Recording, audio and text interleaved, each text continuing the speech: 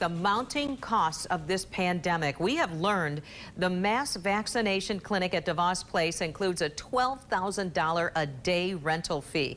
The Detroit Free Press broke this story this morning. News 8's Joe LaFurgey is live at DeVos Place with this story. Joe?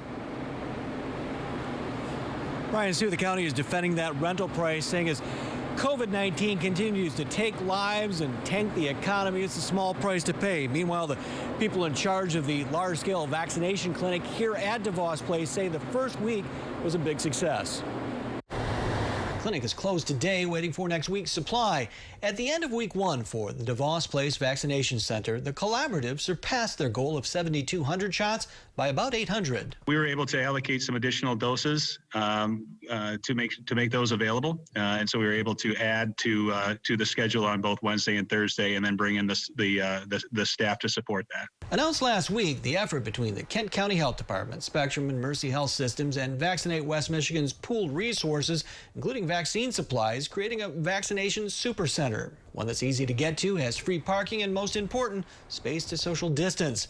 Those eligible for an appointment are still essential workers in the medical field, teachers, and some older, vulnerable residents. There's still quite a demand within this phase.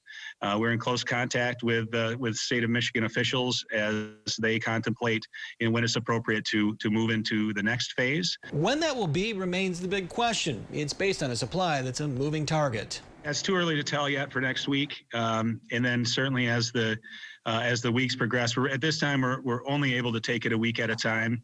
I think as the supply chain nationally and globally continues to strengthen, we expect that these numbers of available vaccines will go up. Back to that $12,000 a day rental charge. Exactly what is the cost of turning on the lights in a building the public is already heavily invested in? We'll talk more about that coming up at 6. Live in Grand Rapids, Joe LaFurgey, News 8.